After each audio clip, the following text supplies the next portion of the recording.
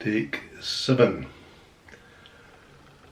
Welcome back to Harburn Double O, or indeed, welcome to Harburn Double O. Something different for this channel. I'm going to do a bit of theory. I'm going to show you how I built the road and the layout. So, as a static layout I've got here, I wouldn't recommend this method if you've got something that's getting folded away all the time or going to exhibitions that can get knocked and damaged. It isn't quite flexible. If you wanted something flexible there, you can maybe use something like Carfar or something like that. So I'll take you over to the layout and I'll show you the process building the road from start to the finish. So I'm at the stage now to put in some roadway. So I've cut some plastic card 1mm and attached it to the baseboard behind it with hot glue. I used to use Blue Tack, but I find hot glue is a bit better now.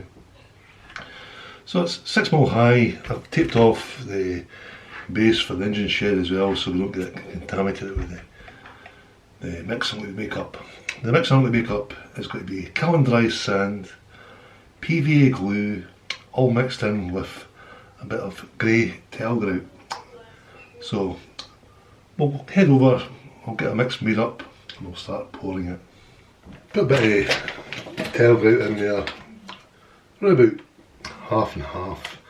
Just to be word of warning, the tile grout, you really don't want to breathe in the dust from it. And then this stuff here, it's what you call kiln dry sand. It's the stuff you use to put in between your joints and your monoblocks.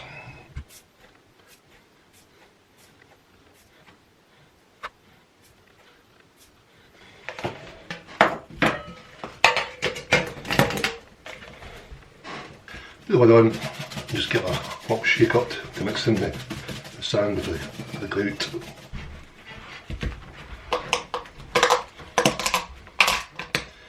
I'm saying the dust is what you need to watch out for, you'll breathe that in. So on with the wet goods now. A little touch of isopropyl alcohol, just to relieve the tension. Some PVA glue, I find that gives a good bond to the baseboard using the PVA glue. Also gives a little bit of flexibility as well.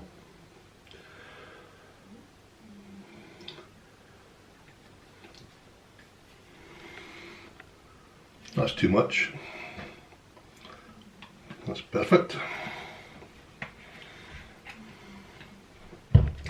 Then the water. You always want to judge it, mix it if need be, a bit more water into it. You have got quite a good working time with it as well. It's not something that you work fast with. It does take about half an hour to start setting.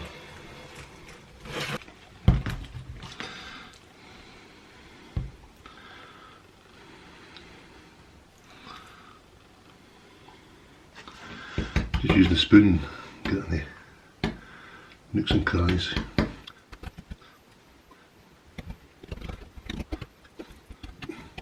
Just use a small bit of time and work it.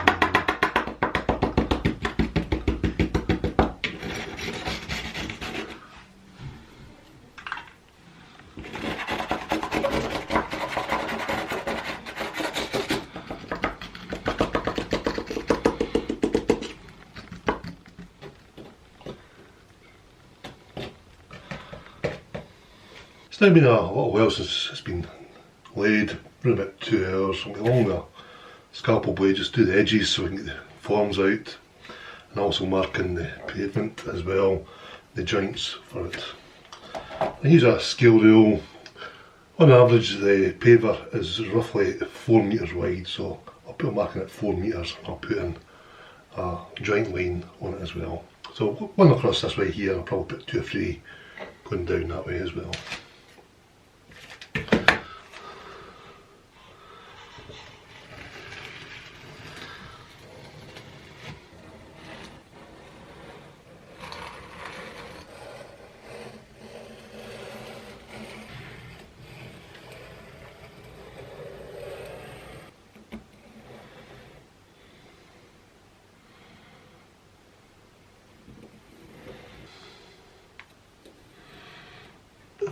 3 hours into drying time. If you want, you can smooth out any imperfections you want, much like polishing concrete. So it's the following day and it's drying out quite nice. I saw a lot of damp in it, so we take out these forms. It's been glued in with hot glue.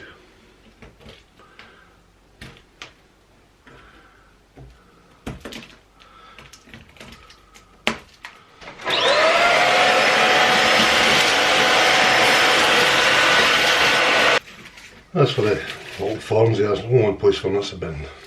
Now if you want, you can go around with a little bit of sandpaper. What I'm using for the edges here is just a concrete sand, or what I call sharp sand, put through a sieve.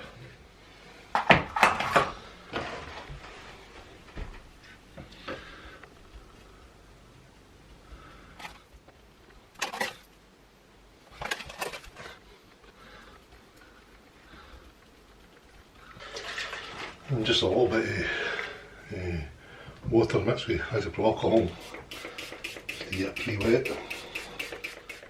And I've got a little bit of PVA glue with water.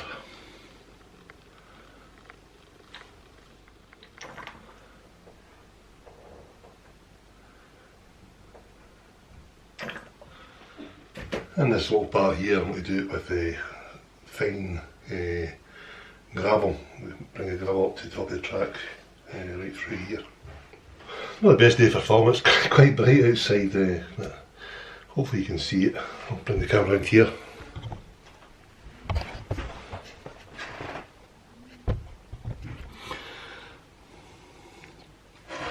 So this has got more or less all prepped up and ready for paint. I'll give it a few days, probably a week, to dry completely. Give it a light sand and then I'll start to wear it with the airbrush as well. Now I'll give it a little sand with the sanding block. Time to get the mask back up. Then I'll start wearing it with the airbrush. So, a bit of blue and grey. I tend to use a bit of flow improver as well.